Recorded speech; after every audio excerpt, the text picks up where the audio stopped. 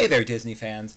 This video is going to be a sort of re-review of the Grand Floridian Resort.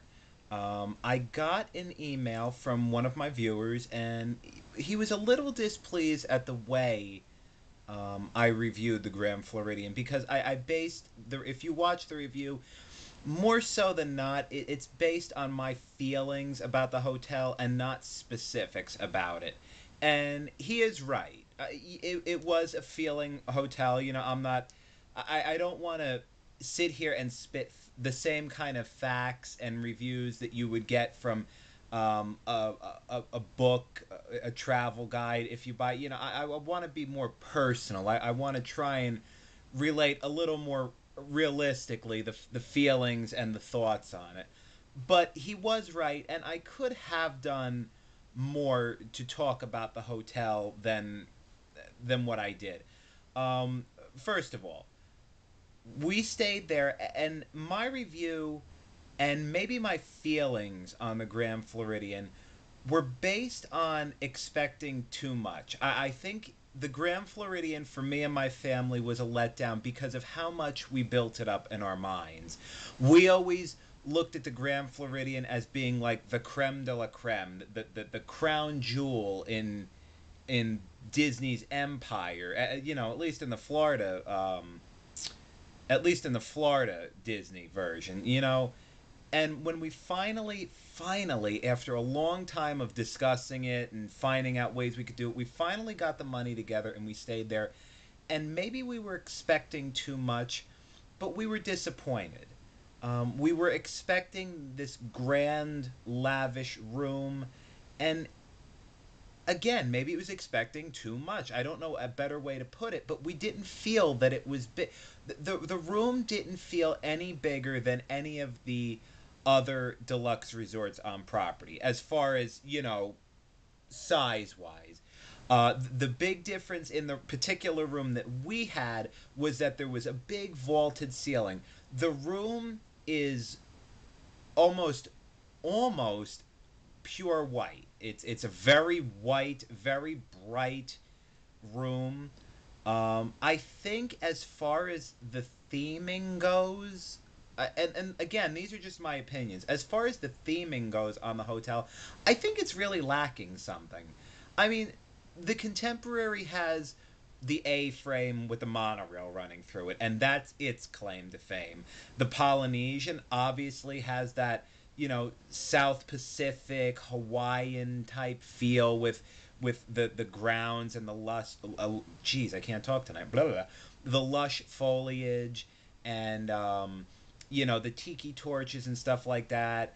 And I don't know. The Grand Floridian feels very plain to me. It feels like it could just as easily have been a Hilton off property or something like that. So I think for me, and I know it's supposed to be the Victorian era. I understand what the theming is supposed to be, but it just doesn't seem like as fun as some of the other themes to the other hotels. Not just the deluxe hotels, any hotel. It just doesn't seem to have that same fun feel to it. Um, the hotel is very clean. I didn't go over it because I was too busy giving my thoughts and emotions, so I didn't like properly review it. The rooms, the hotel, very clean, absolutely up to Disney standard in every way that you think of. Um, the location, being on the loop, outstanding. The convenience of having the monorail basically at your doorstep and being one stop away from Magic Kingdom. Um, the convenience of that is very good. Can easily take it around to one of the other hotels if you have a lunch reservation.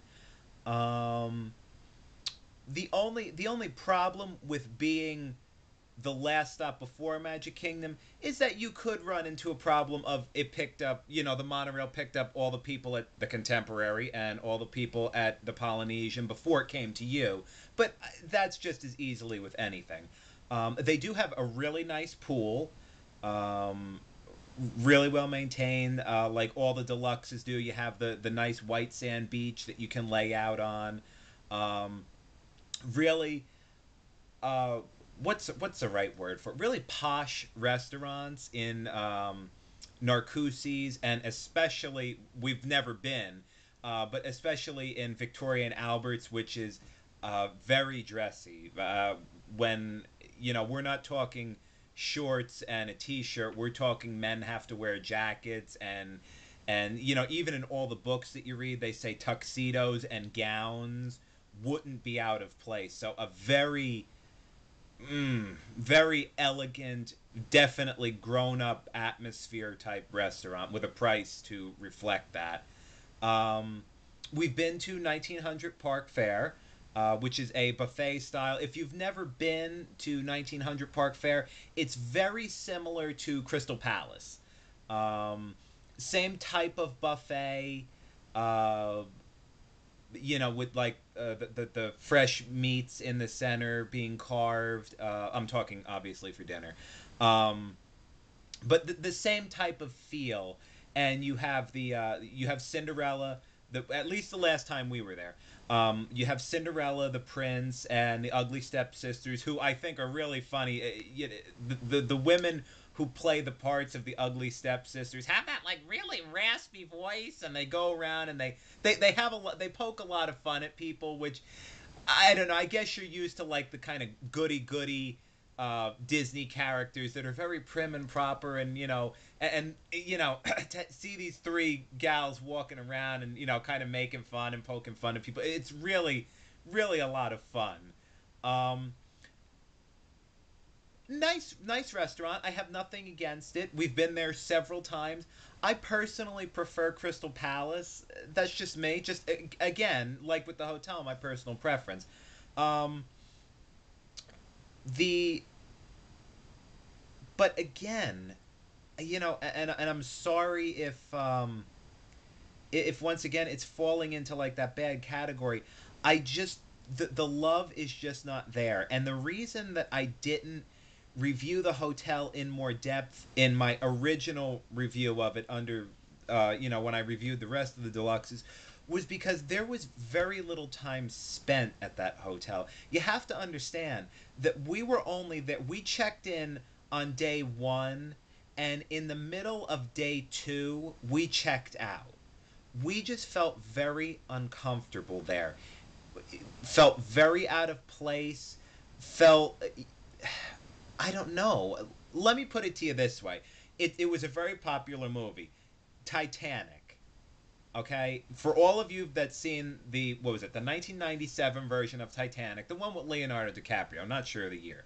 Um, do you know how like all the people kind of looked down on Leo's character and Molly Brown's character, that you know he was infiltrating their he wasn't supposed to be there. He was a lower class, and the Molly Brown character was what they called new money, and they were very snobby, and they knew you didn't belong there, and you know that feel that they gave, that I'm better than you feel. That's what we felt, and it was very uncomfortable for us.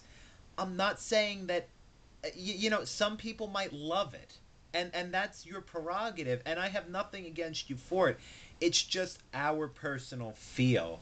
We just did not like it, and we didn't think that the Disney feel was there. It felt so snobby and uptight, and we felt really out of place. It's probably nothing on the hotel, the physical hotel. The physical hotel is very nice, very clean, very bright. The pool, very nice pool, great restaurants. It probably more had to do with the clientele, and we just didn't feel comfortable there. And so my review didn't have a lot of first-hand fact to base it on, and that's why I didn't review, because we weren't there for that long. We really didn't, I guess, get a full experience like we did at the other hotels, which made them easier to review. um I, that basically sums it up. We were just uncomfortable there. The hotel is very nice. it just depends on how you feel. I hope that clears it up a little bit. It's hard to really, describe accurately a feeling. So, I hope it helps. I hope that you will, if you had been wanting to try it, you will definitely give the Grand Floridian a shot. Um, Thank you for your time, and I will see you in the next video. Take care, y'all.